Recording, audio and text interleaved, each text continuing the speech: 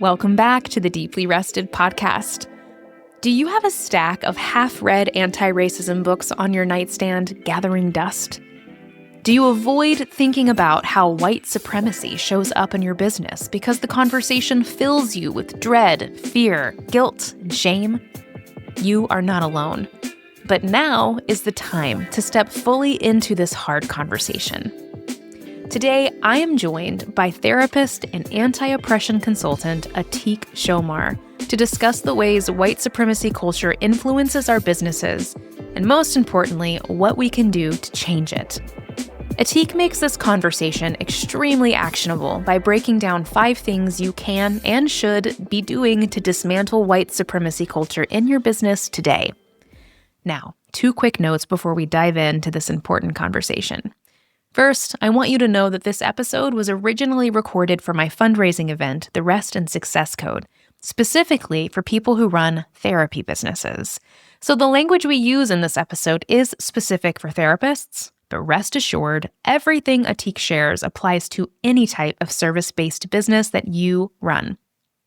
Second, since recording this conversation, Atiq changed their name from Dina Omar to Atiq Shomar. Atiq was excited to share this interview with a wider audience and consented to us releasing the conversation, knowing we used their old name throughout the interview. If you want to connect with Atiq after listening to this conversation, which I highly recommend, you can find them at atiqshomar.com. And finally, if you want to support the Deeply Rested podcast, please feel free to share this important conversation with a few of your closest business friends.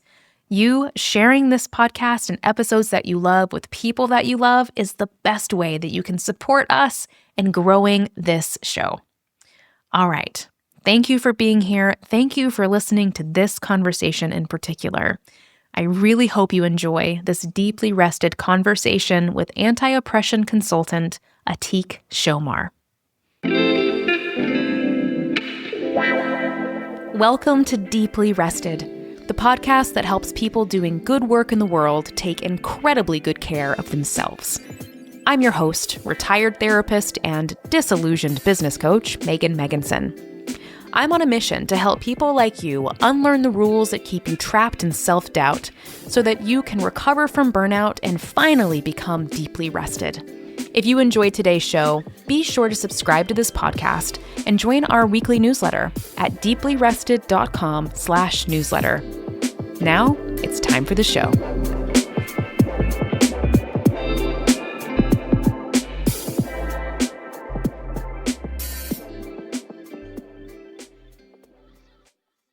Dina, hello. Hi, Megan.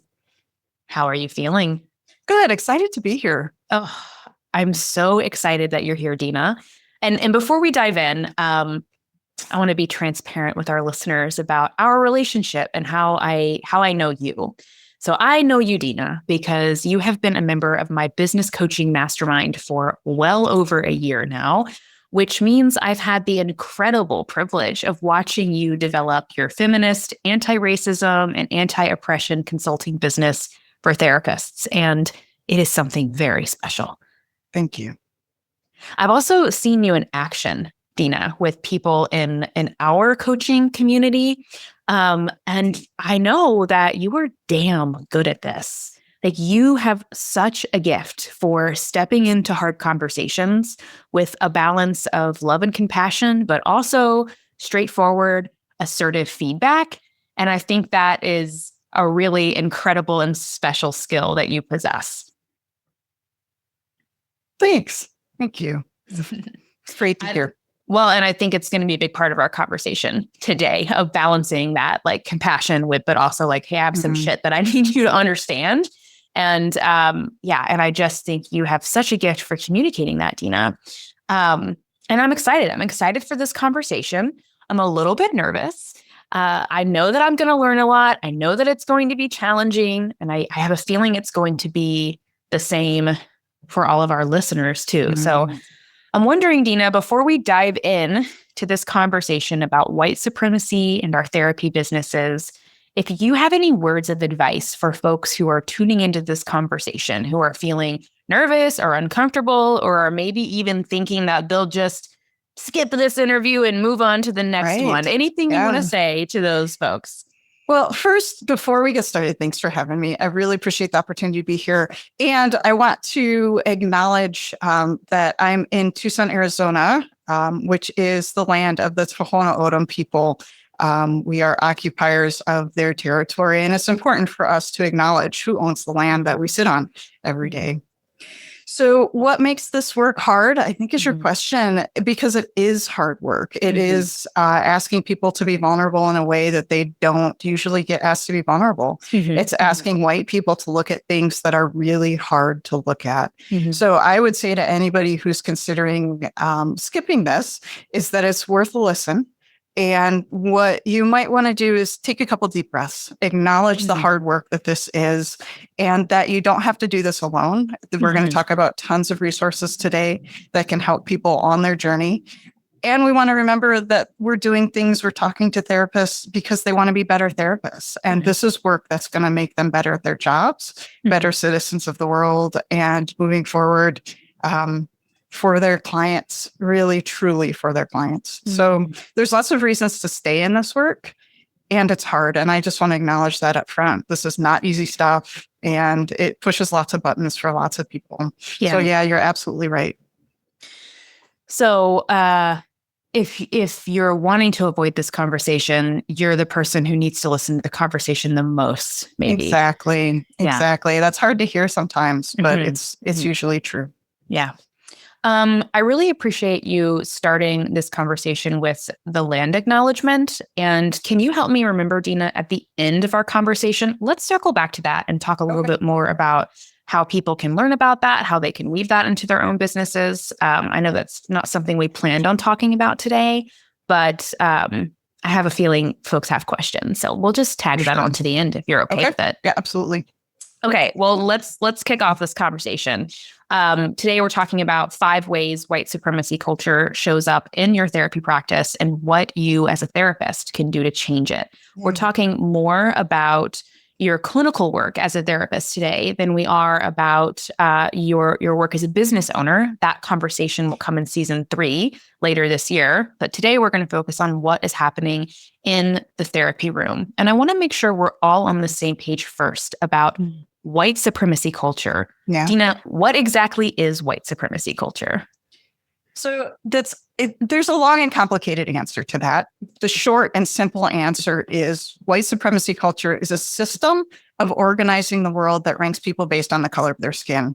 So it grew out of Europe, starting at the Crusades, really. It goes back that far. When Europeans were going to conquer the Middle East, they decided they needed a way to differentiate who's our friend and who's our enemy. And the way they did that was by color of skin. So it's a way of white supremacy culture is a way of separating people into 2 categories. It differentiates between who's white and who's other. And those are really the only 2 categories that white supremacy culture sees. It's very binary. Very binary. And it sets up lots of other binaries, man, woman, adult child, privileged, not, lots of binaries that we could talk about. Okay. Let's talk more about the Crusades. Right. I'm like, what? Okay, I'm listening. It goes back that far. Right. So out of the Crusades, we got chattel slavery. We got apartheid in Africa. We got settler colonialism in the Americas, which was essentially genocide. Let's call it what it was. And then we got the Holocaust. All of the same racist, racially based ideas started with the Crusades and brought us full circle to where we are today. And we can see that in so many other examples. These are just a few. And yes, the Holocaust, it was another expression of the same racism that we saw in this country, on this continent, that murdered millions of indigenous folks here. It's that same racism. It's that same thought. In fact, Hitler actually looked to the U.S. for ideas on how to exterminate Jews. Oh, wow. Yeah. That's depressing. Right? What's really resonating for me right now, Dina, is that this history touches all of us. Like there is no there is no white person who can say, like, I'm not a part of this. Because, I mean, if we start at the Crusades and then we look at colonialism in America, like here we all are in America. Most of us listening to this conversation are probably the byproduct of colonialism in some way, shape, or form, which means whether we like it or not, we are a part of this larger white supremacy culture. Am I getting that right? You are. It's the air we breathe. It's the messages that we get consciously and unconsciously, both as white people and as BIPOC, Black, Indigenous people of color in this country and around the world. This isn't limited to the U.S. I can just talk about the U.S. because I live here. So, this is the way that we learn. We learn how to be. We learn how to be. In fact, people who have white privilege learn how to be white. We think about other people who learn how to be Black or learn how to be Indigenous, but white people learn how to be white too. It's just invisible because that's what white supremacy culture does. You have some quotes that you shared with me earlier that were really powerful. Can you read them for us now? Yeah. So Layla Saeed is doing some fantastic, amazing work. She's a Black author who lives in the UK, and she's doing some great work on white supremacy culture and talking to white folks about what white supremacy culture is and how to combat it. In fact, her book is called White Supremacy and Me. Layla Saeed, she's amazing. So her first quote that I'm going to read says that, I'm not talking about the physical color of your skin being inherently bad or something to feel shame about. I'm talking about the historic and modern legislating, societal conditioning, and systematic institutionalizing of the construction of whiteness as inherently superior to people of other races. Yes, outwardly racist systems of oppression like chattel slavery, apartheid, and racial discrimination in employment have been made illegal. But the subtle and overt discrimination, marginalization, abuse, and killing of BIPOC in white-dominated communities continues even today because white supremacy continues to be the dominant paradigm under which white societies operate. So that's a lot. That's a mouthful. But what she's saying is that these are systems that are there, that are visible and invisible, and affect every part of our life. Yeah, read the next quote because I think this really kind of like brings it home. Yeah. Again, Layla Saeed, white supremacy is a system you have been born into. Whether or not you have known it is a system that has granted you unearned privileges, protection, and power.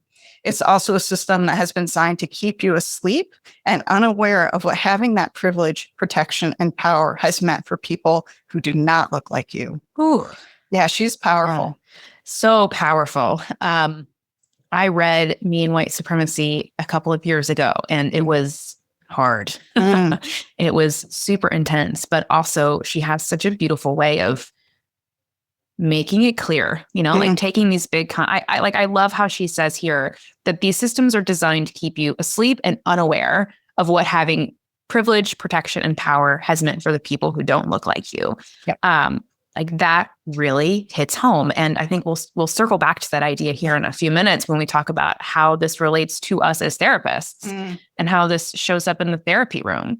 But I want to talk more about privilege, Dina, because I find that this is a word, well, for me, for a long time, that I couldn't define it, right? It's like, I knew that I had it, but I wasn't really sure what that meant. I didn't understand how to put that into the context of my therapy practice or my business. So can you define privilege for us and help us understand how to identify that in our own businesses and therapy practices? Yeah, that's a great question, Megan.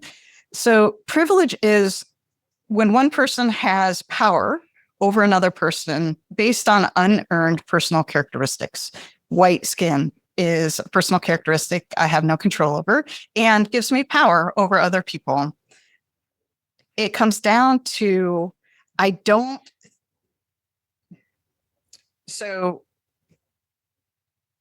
what white supremacy does with privilege and power, it renders invisible the power people have. So when somebody has white skin, they think, well, everybody has that same power because I have it. When somebody has male privilege, for example, they think, well, everybody has the same ability because I have it. So that's a couple of the ways that privilege works. It's an unearned power differential based on characteristics. Mm-hmm. So a really good example, somebody who can describe it much better than me is Peggy McIntosh. She's another amazing writer who's working, she might be retired now. In 1988, she wrote an article, a paper called White Privilege, Unpacking the Invisible Knapsack. She started with, she was working in women's studies department, and she was trying to define to her male colleagues the male privilege that they have and why it's hard to be a woman in academia. And then she turned it around and she said, oh my gosh, I have this white privilege.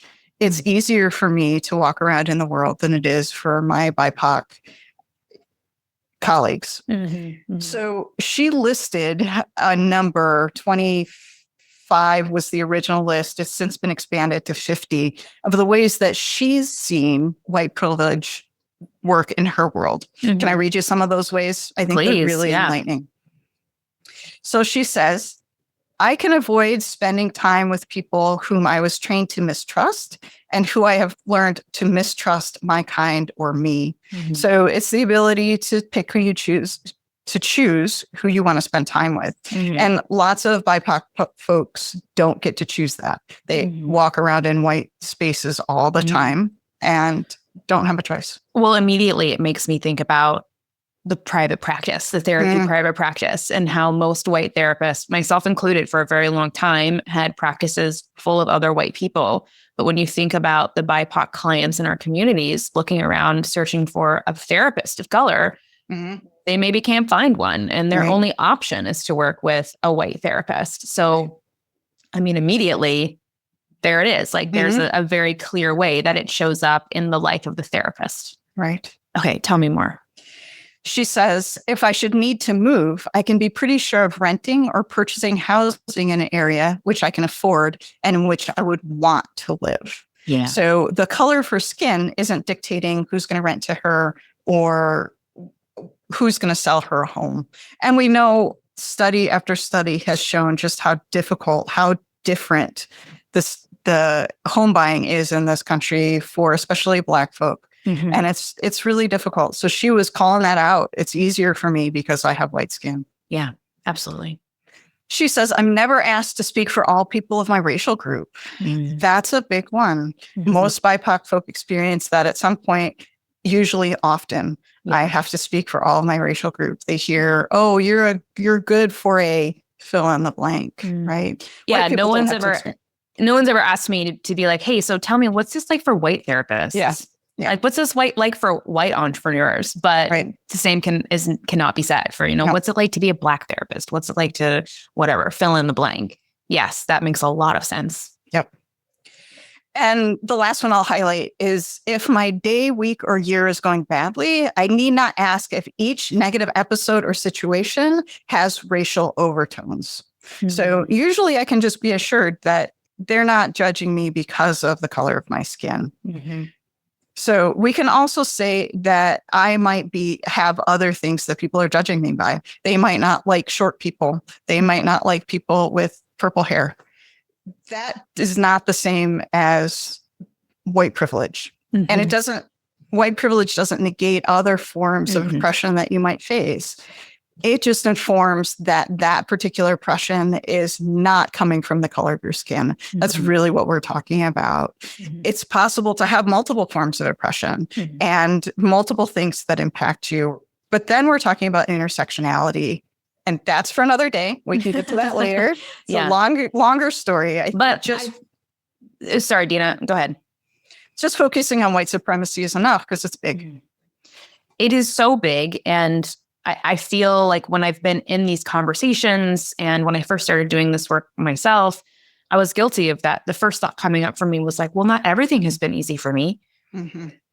And I've had that conditioned out of me at this point in my own anti-racism work, but I see it in my family a lot at this point, when I'm trying to engage in these hard conversations, that the first thing I hear is like, well, I was poor growing up, or I had to work hard to get where I am in my career. There's a defensiveness that shows up around there's this immediate feeling, I think, that if we're talking about white privilege, you're trying to say that I've had it easy. Yeah. And that's not true.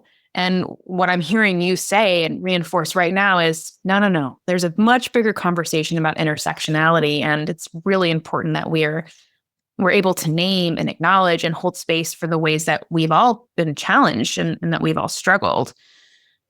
But that doesn't change the fact that we need to be having, especially in the therapy field, a bigger conversation about white supremacy, about the color of our skin and how that has impacted our work and our businesses. Yes. And there are very direct impacts from who I am to the work that I do as a therapist. Yeah. I feel like I've heard therapists who are struggling to, for example, fill their private practices. Well, I'm a white therapist. Like I've struggled to fill my private practice, so what's the difference between me and the person of color therapist who struggled to fill their private practice? We're not talking about intersectionality. We're talking about white supremacy. It's a bigger piece of the pie. Yeah. Am I understanding this correctly? It's a great example. Yes, that's a great example because there's so many unconscious biases about why somebody would not want a Black therapist versus a white therapist, that person might not even be aware of their bias about that. And that BIPOC clients don't have the same privilege to choose. Ooh, that's a really hard truth to sit with. Okay. I'm feeling clearer about what white supremacy culture really means and what the conversation looks like and sounds like in the therapy space. But I know you have a couple of things you want to say specifically about why this conversation is so relevant for therapists. So hit me with it, Dina. What do I need to know here? So I think we need to go back. We need to go back and connect the dots through history. Remember when we were talking about the Crusades and how that seems like so long ago? And then we came up through the Holocaust and we connect the dots with white supremacy culture. Well, that's where psychotherapy comes from. So our profession was born out of white supremacy culture. And I think if we're not willing to address that elephant in the room, we've got some other things to talk about. And in fact, the other way that white supremacy culture shows up is just in the diagnostics, right? The DSM was written by people with a whole lot of privilege, and it continues to maintain privilege in ways that are seen by people who are affected, and not necessarily by white middle-class men who developed most of the DSM and who developed most of the treatments that we use. So when you think about the modalities, might not be appropriate for somebody who doesn't think in a linear way. And many indigenous cultures think in ways that are different than white middle-class American culture. So when we don't take that into consideration, we fall into that racist trap. Yeah. The other thing that you brought up earlier was about why is this so hard and that defensiveness that white people feel when asked to do this work. There's a concept for that called white fragility. Robin DeMilo. Shit, I just got her name wrong. Sorry. It's okay. She's not listening. Okay. Robin DeAngelo. Perfect. See, okay, wait, just like we'll meta process this for a moment. Like we're allowed to mess up, right? Right. I mean, even you're an expert in this space. I am not. And here you are, you messed something up and we're naming it and we're correcting it and we're moving on.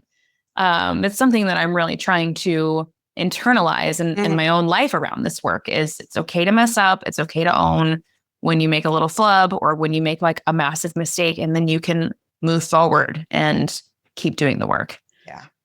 Yeah, because it's messy work, right? All of the stuff that we're talking about, business building is messy, therapy is messy. We're talking about people. People are hard. People are hard. And there's just an extra sense of fear right now across the board. We're all afraid to be canceled, right? We're afraid to like say the wrong thing and to be attacked or to get backlash. And like, sure, that maybe that will happen, but more than likely it will be like just what happened here. The mistake made is not that big of a deal. We correct it and we move forward. We're meta processing it right now. But in the grand scheme of things, it's okay. Okay. Thank you, Dina, for letting us meta process that together. It's a teacher moment.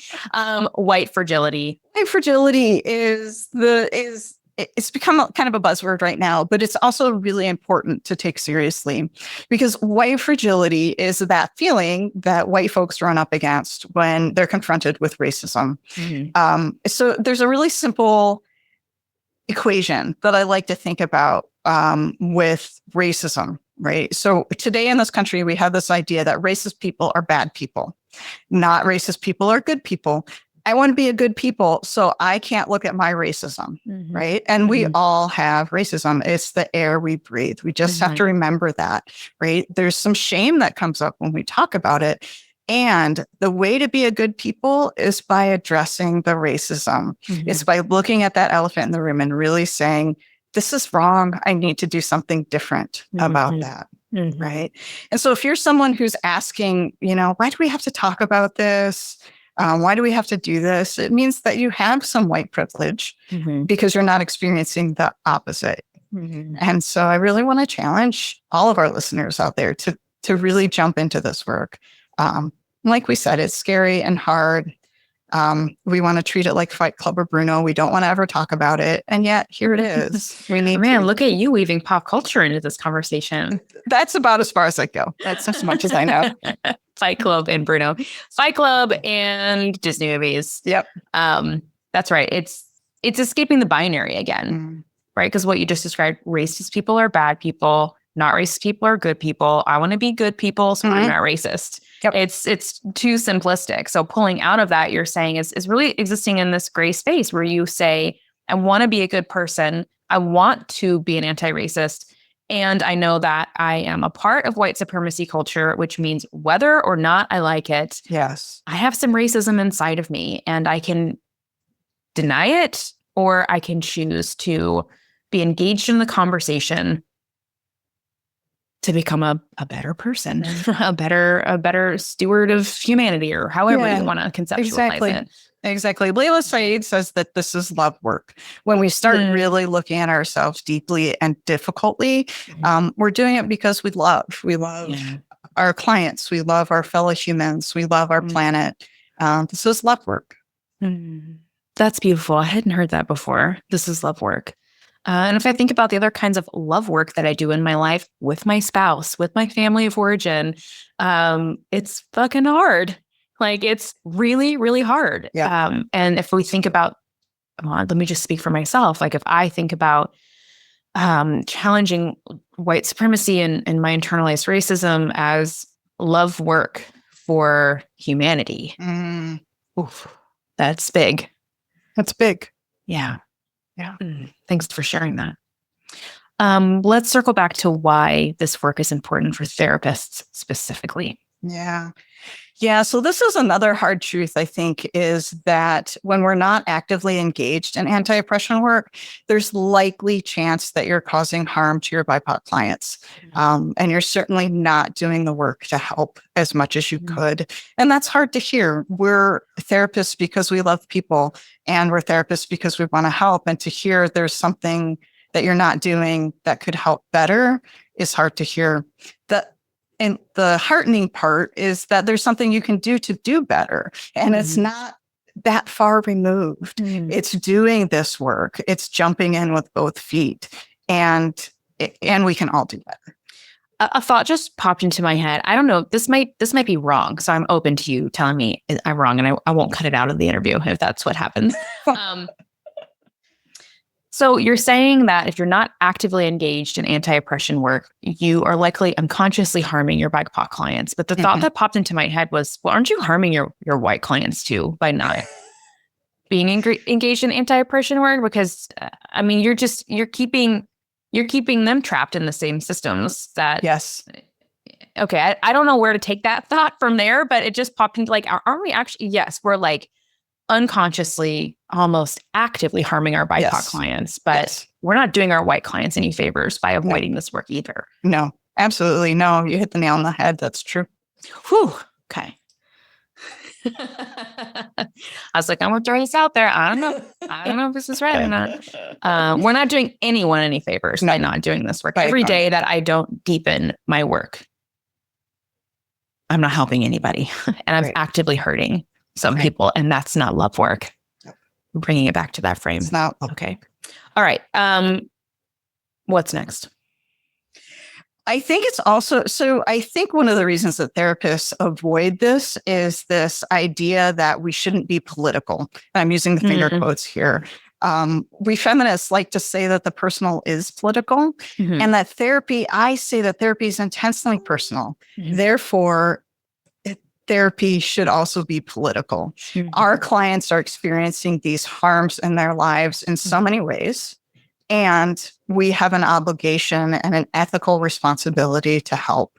And sticking our heads in the sand about white supremacy culture is not helping.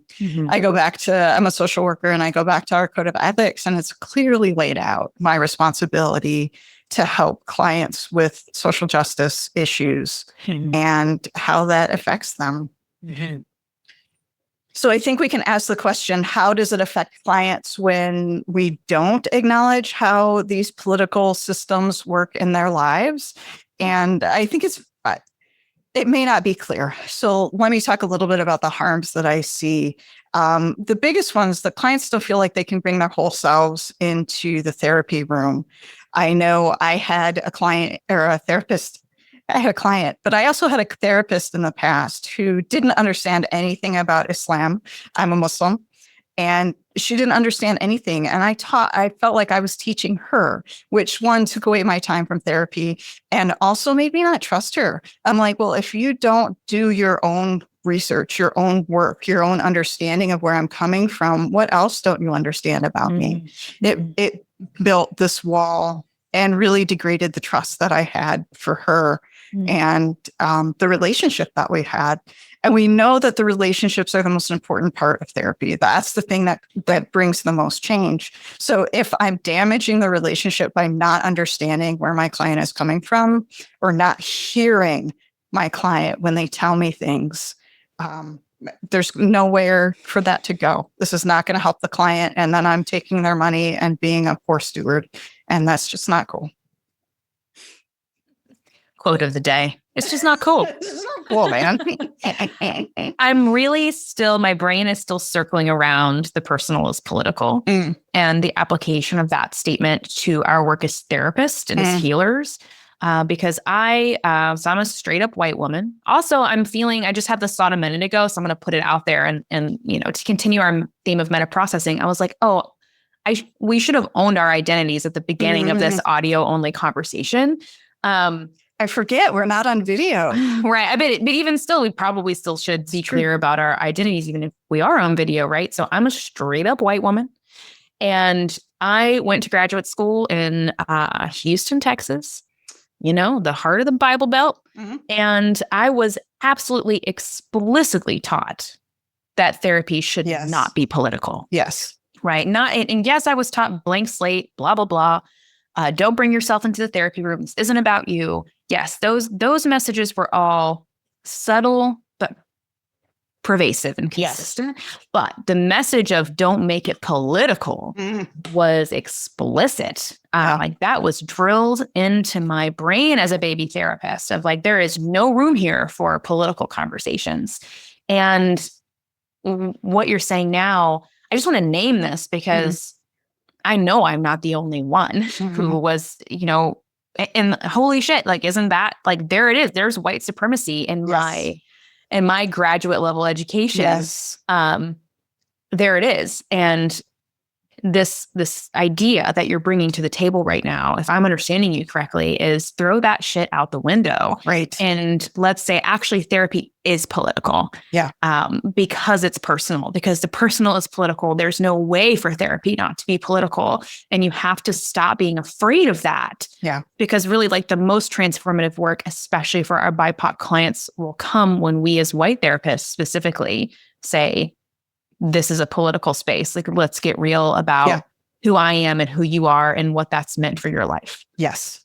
Yes. And how that affects our relationship and the power dynamic that shows up in the therapy room. Yeah. And let's talk about that. Yeah. Let's talk about it. I mean, it's like terrifying, but exhilarating at the same time. Gives me goosebumps. I love it. All right. I mean, if we think about the therapeutic relationship being the place for corrective emotional experiences, like, wow, what a profound experience you can create for your client by allowing them to talk about you being a white person and like what that means for them. Oh my gosh, I have like chills right now. So I don't even see therapy clients anymore, but I'm like, you're gonna want to get red. I don't know about that, but I'm loving this conversation. All right, Dina, we're about to pivot and get really specific and actionable for the therapists listening to this conversation. But first, I just want to thank you for this mini masterclass that you've given us in white supremacy and white privilege and intersectionality and the history. I mean, that's been really helpful for me today, is hearing the historical significance of these real systems that, whether I like it or not, I am a part of right now. So this context is so helpful. And I just want to acknowledge that, again, I have a relationship with you. I know how much time and effort, energy and money you have put into learning about all of this. And here you are doing this labor for us for free. And I'm really grateful for that. Thanks, Megan. It's also a labor of love for me. When I think about where my loves are, this is one of them. And I stand on the shoulders of countless other people who are doing this work and have done this work. So I just want to shout out to my ancestors in this work. They are doing so much out there and historically. So I would not have gotten here alone. And just love the people who are doing this work. It's intense and hard. Thank you. Thanks for saying that. Here we go. Okay. We are getting super specific. We're going to move through this pretty quickly because I know people's their emotional tolerance is probably, it's waning as we get deeper into this conversation. Yeah. So let's get clear about 5 ways that the therapist listening to this conversation might see white supremacy culture in their real life private practice. So this list was so hard to put together, not because I couldn't find 5, but because I had to limit it to 5. So the first 5 that came to my mind, the first one is, you quote, don't see race. I hear that so often from white people. In fact, a therapist just said that to me just 2 days ago. I was interviewing her as a potential supervisee. And she said, I don't even know what the BIPOC, LGBTQY, whatever those letters are, right? I don't see people. I don't know what those things stand for. She said, I see everybody as souls. And I was like, oh, honey, like, we're all embodied beings. And some of those souls get treated differently because they're in this body or that body. It's your privilege not to see race, because people who are in dark skin see race in so many ways all the time, every day. They experience violence. They experience so many... I lost my words. I get so emotional. Okay. So I wish everyone could see your face right now. Like, there's just, there's so much emotion here. So take your time. This feels really powerful. Yeah. So until all the young Black children are educated in the same ways that young white children are educated, and until they're safe from all violence, we have to be able to see what's happening. And not seeing race is not that way. Bodies are treated differently. Thank you. Yeah. So if you have heard yourself in any way, shape, or form say, I don't see race, I don't see color, it's like, oh, in essence, like, we're all souls. Like, well, that's lovely. But I love how you said, yes, we're all souls, but we're all souls that exist in bodies. And our bodies look different, and the world makes decisions about how we're treated, not based on our souls, but based on our bodies. And we have to own that. We can't romanticize this. Nope. Right. So with love, if you've heard yourself say that in any way, especially in the therapy room, just take a step back, take a deep breath, and call Dina so she can help you. So she can help you out of this path. Right. All right. That's thing number 1. You don't see race. Thing number 2. You feel uncomfortable talking about race and racism. So this is the thing white people do. They say, I have a client who's Black. And then they whisper it, right? We say it very softly because we don't feel comfortable. We don't feel comfortable talking about the experiences of Black people. We don't feel comfortable talking about what's really happening.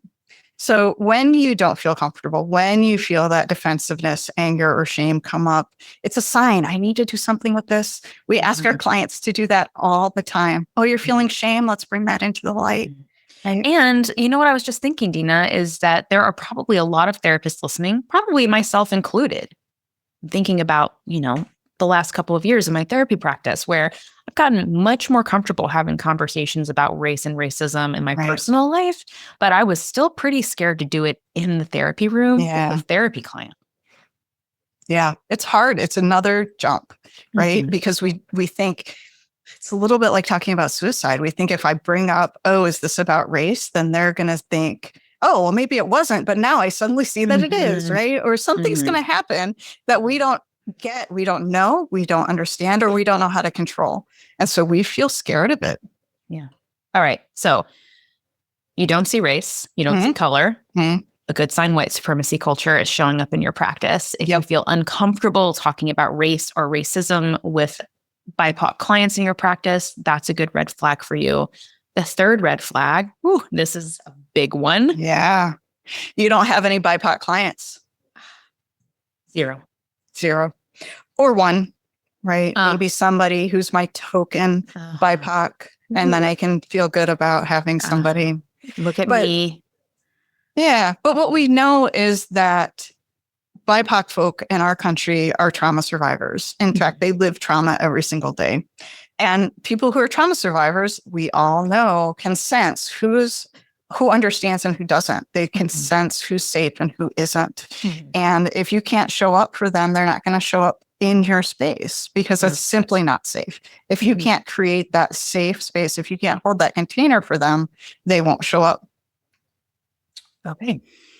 I feel like we could spend 2 more hours talking about that specifically. I won't because we don't have the time, but that feels really important. And a lot of people are feeling really called out right now, and that's okay. We're in this together. Yep. In this together. What's the fourth way?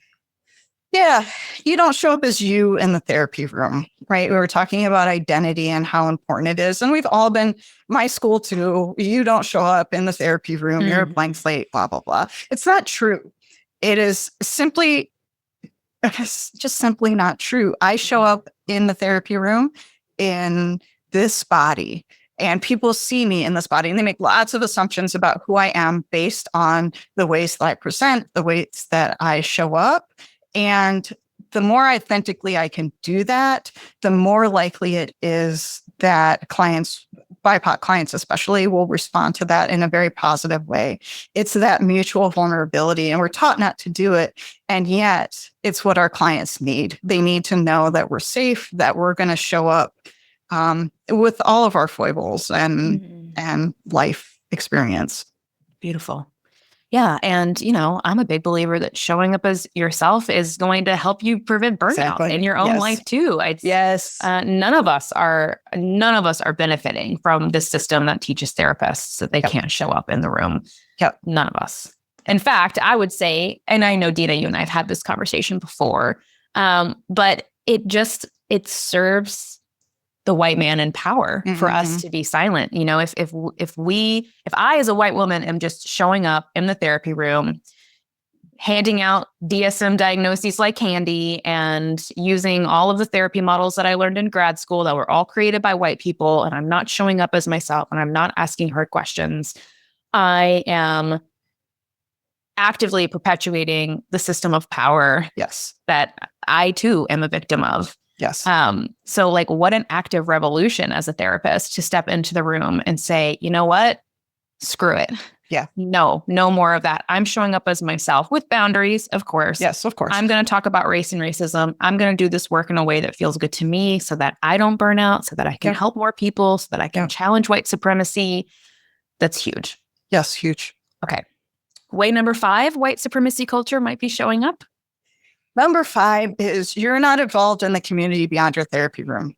So it goes back to that personal is political. And we have an obligation when we know things to act and to act better. And I'm not saying that your job is to get out in the street and protest. I'm just saying your job is something, your lane is something to help change the traumas that BIPOC folk are experiencing every single day. Mm-hmm. And we demonstrate our commitment to our clients through our actions, not just by showing up in the therapy room. Yeah. And that's a big action when you're doing something. Yeah. Just has to be one thing. Doesn't have to be all the things. Right. You just have to start. Yeah. And starting is the hardest part. It is. Always, right? It is. But you're here, and that's a good start. Yeah. I mean, if you're still listening to this conversation, thumbs up. Yeah. Moving in the right direction. Yes.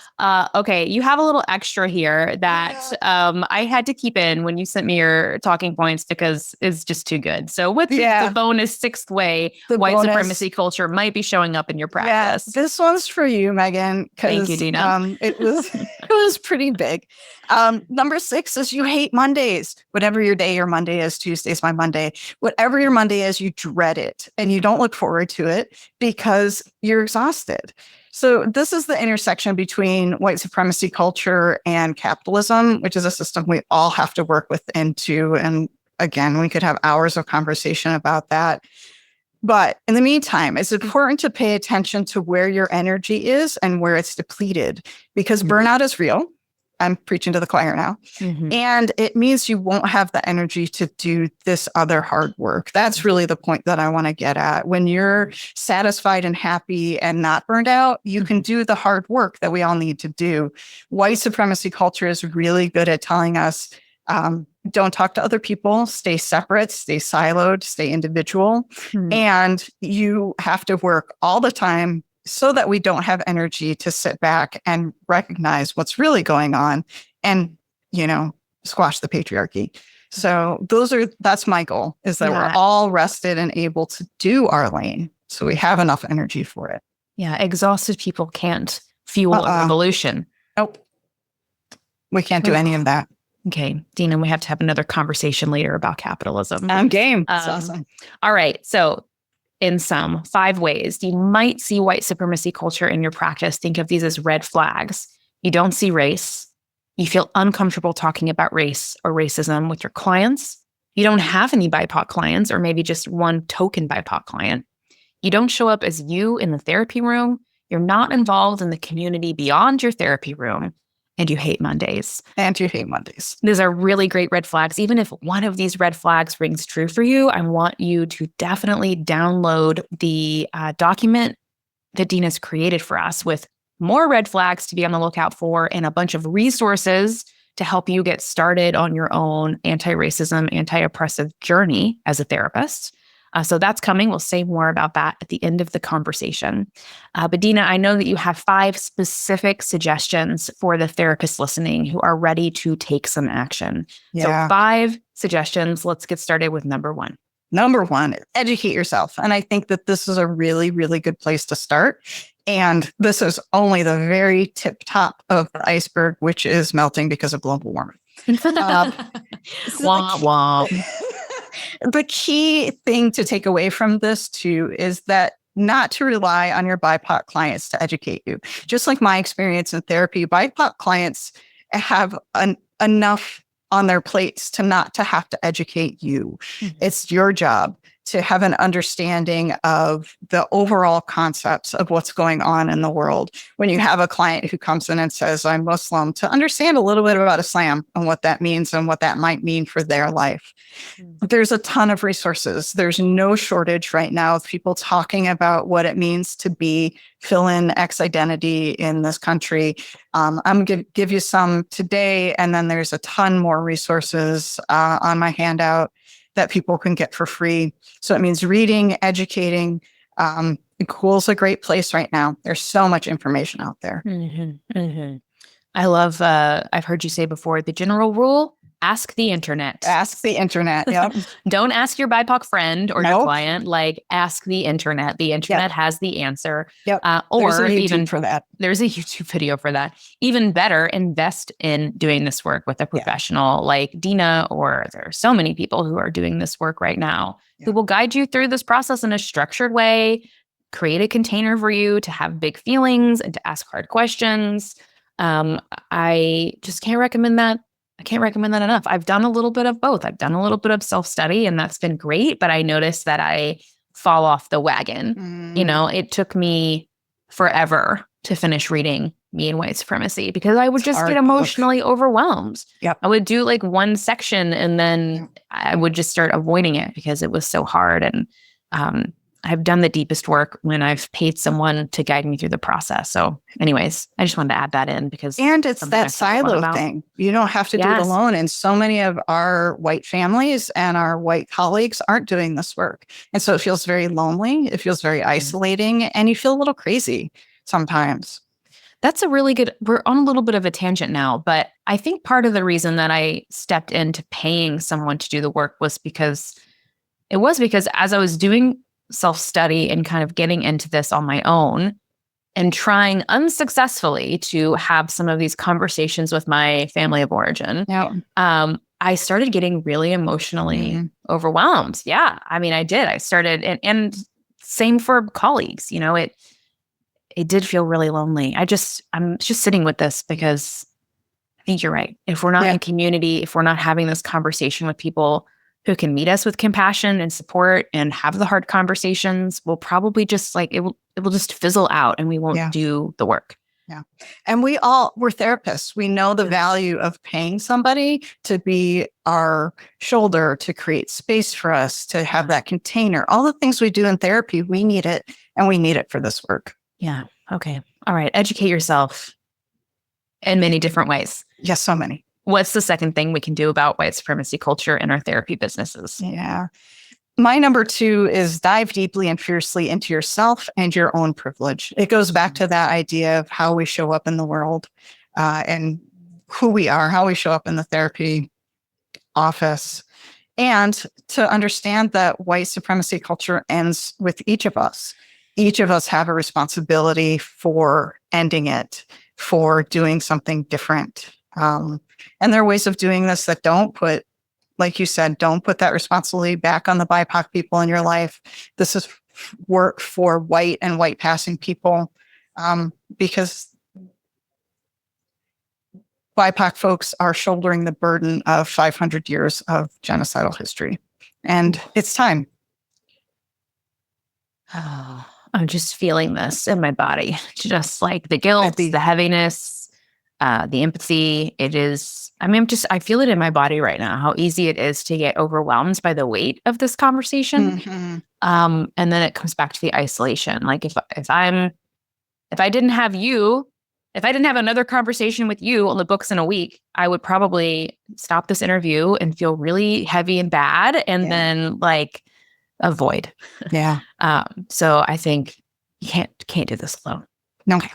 Great. Dina, thing number 3, what can we do? Practice believing your clients when they tell you about racial experiences. It's really easy for white people to say, that can't be the reason why. That's not a racial experience. Oh, that person must have been doing something wrong. And if somebody else was doing that, we would call that gaslighting because my experience is real and true and valid. And yet we don't do that in a racial context.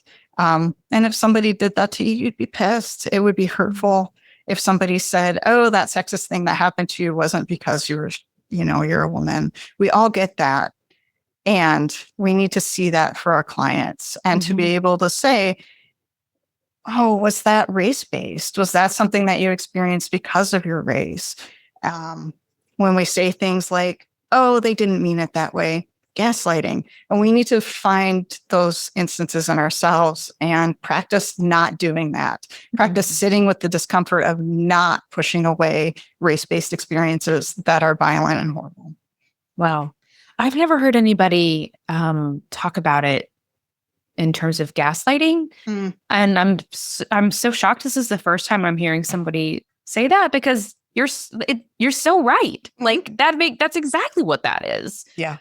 Making them doubt themselves, making them think they're crazy or that it's their fault. Yes. Absolutely. That is gaslighting. So this feels like a really powerful call to action. If you just walk away only doing one thing after this conversation, just practice believing people. Yes. Your clients, your colleagues. And I know we're talking a lot about the therapist client experience today, but I hear this conversation quite a bit in the business owner space too, where a therapist of color will say, kind of talked about this at the beginning of the conversation, will say, I've had a really hard time growing my business as a person of color. And then the white coach or the white colleague will say, well, actually, you just haven't done X, Y, and Z, or you haven't done enough of this, or you need to do more of that. Yes. And like that is gaslighting your colleague. Believe them when they tell you that they are struggling as a result of their race. Yes. Ooh, okay. Yes. That feels big. Thing number 4. Practice asking your clients about their racial experiences. So remember when I said that what white people tend to do is they say black really quietly and whisper it, right? As if it's a bad word or something that we shouldn't say. We need to practice asking about it. We need to practice asking our clients to bring all of their identities fully into the room. And for them to be able to show up authentically. And we practice by talking about it. We practice by standing in front of the mirror and saying those words that feel hard or difficult.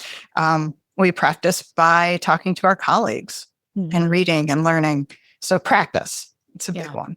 And remembering that practicing, you're not asking your client about their racial experience or your colleague about their racial experience so they can educate you about what it's like to be a person of color in the therapy room or in the therapy business space.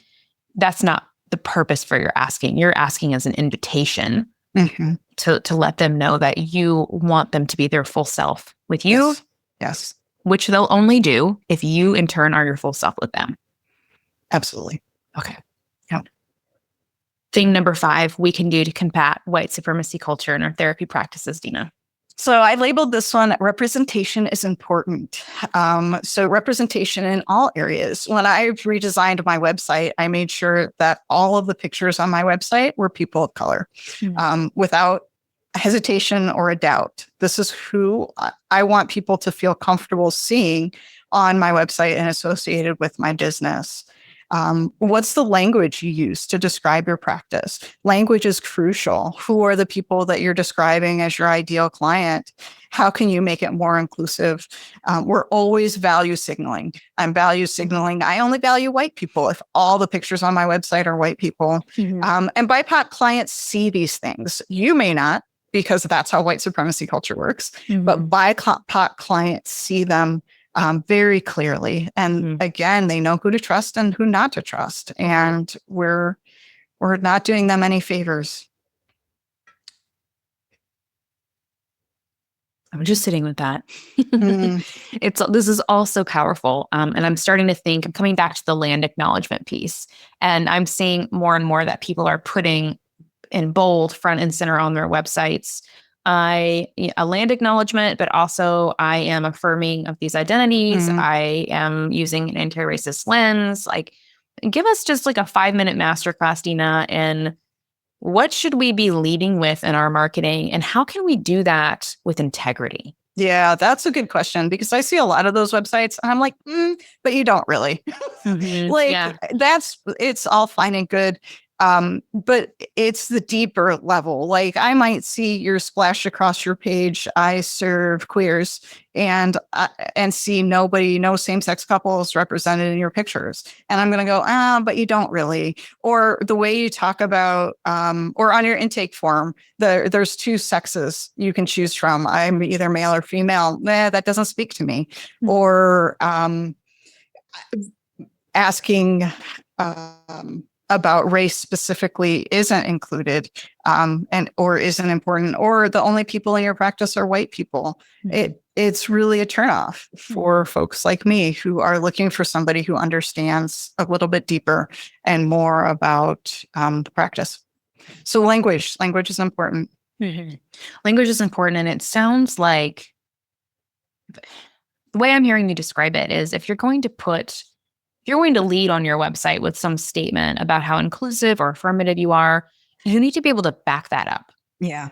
In many different ways. It's not just like, I love everyone. I love everyone. I'm affirming of everyone. That's just like, I don't see race. That's kind of just like, I don't see race. Yeah. That's what I think that's what's standing out to me right now. That like, how can you back it up? And in 2 ways, I'm hearing, are you backing it up with your marketing materials? Does the language on your website, the photos on your website, does it match who you're saying you are in these statements. But also, and this is where I'm wanting your help a little bit, Dina, do we need to be able to back up these statements with something even deeper? Like, here's the work that I've done to be able to serve these people in these groups of which I am not a member. Yeah. So here, that was my thought too, when you're talking about how do I market myself, is how do I put myself out there, right? That being authentic. When I started putting on my website that I owned the white privilege that I have for my pale skin, one, I felt so much more authentic. I felt so much more like I can show up in these spaces. And people started responding to me very differently because I'm saying the words. I'm saying the words that so many people won't say. I know this exists. I know this impacts your life. And I'm doing my best to change that. And it's huge when I can show up authentically like that. And let's talk for a minute about land acknowledgements. If someone's interested in exploring that land acknowledgement and how they can learn about whose land they are living on and language they can use to, write about that on their website, do you have any places they can go to learn more about that process? I do. And there's a really fantastic website. That's not right off the top of my head. I'll put that on. Maybe we can put that in the comments. Yes, that sounds perfect. We'll put it on the resource list that you're sharing. The resources. Yeah, perfect. That tells you who do these lands belong to. There's a map. There's a fantastic map on the website, which I can't remember the name of. That will tell you where. It's okay. I'm totally putting you on the spot, but adding it to the resource list sounds so helpful. We will do that. And there's tons of good resources out there right now for how to write a land acknowledgement, how to think about land acknowledgements. We'll put those resources in there too, because it is really important to just remember this is not our land. We came here as conquering genocidal maniacs, and right. Not our land. That's really, really powerful. And I really appreciate the way that you teach us about this without shaming us. And well, let me just speak for myself here, because I don't actually know how our listeners are going to respond to this conversation, but I am responding with gratitude because, as per usual, you challenge me to think about things in new ways. You challenge me to re-engage in my own anti-racism, anti-oppressive work as a business owner, as a therapist. And you do it in a way that makes me feel seen and supported and not shamed, because shame shuts us down. Shame shuts us down. Like, no good comes from anyone from a place of shame. And I'm so grateful to you for having this conversation with me today, Dina, in a way that has made me feel safe and supported and challenged. And again, I have so much gratitude for the amount of labor that you have put into preparing for this conversation. I've seen an outline of the handout that Dina is creating for all of our listeners to get for free. If you've listened this far in the conversation, know that underneath Dina's interview, on the interview page where you will go to listen to this conversation, will be a little opt-in where you can sign up to get the resource list. There are more red flags to look out for to see if white supremacy culture is showing up in your therapy practice. There are more suggestions for what you can do to dismantle white supremacy culture in your therapy practice. And there are so many resources, movies, documentaries, books, websites, how to write a land acknowledgement. This is incredible. As Dina's business coach, I am going to encourage you to turn this into something that you charge people for, because you have put so much time and effort into this. And I also want people to know that later this year, Dina will be launching new consulting programs and group offerings and one-on-one offerings for therapists who are ready to dig in to this work, who are ready to make a difference. And I just cannot speak highly enough of Dina's integrity and brilliance and kindness.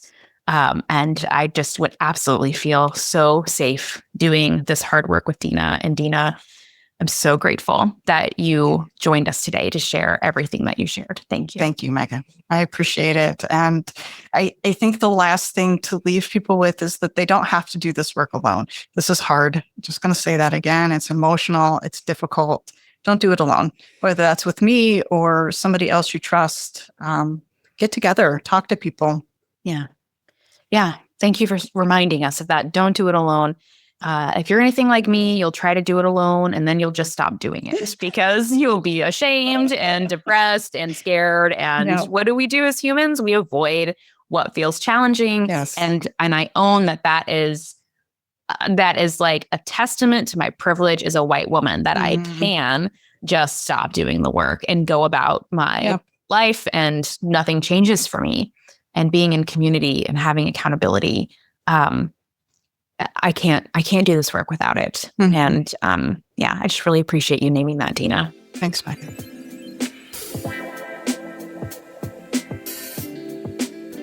I am so happy that you made it to the end of this important conversation. I know how easy it is to click away when we are trying to learn about white supremacy, anti-oppression. It's heavy stuff and it triggers lots of feelings, but you made it all the way to the end. And I am grateful to you for listening all the way through. And now it is time to implement the work Atiq shared with us in this conversation. If you find yourself wishing that you had a guide or a mentor to help shepherd you through this process of making your business anti-oppressive, Atiq is here to support you. And you can learn all about them and the work that they are doing in the world at their website, atiqshomar.com. That's ATIQSHOMAR.com. Of course, we'll put all of Atiq's links in the show notes for easy access. And if you loved this conversation, I would love it if you shared it with a few people that you love. Let's just spread the love, make the world a better place, one business owner at a time. You can text them the link to this episode, and then you can have a buddy to talk about it with in real time. Thank you so much for listening, for sharing. I'm really glad that you're here, and I can't wait to connect with you again next week on the Deeply Rested podcast.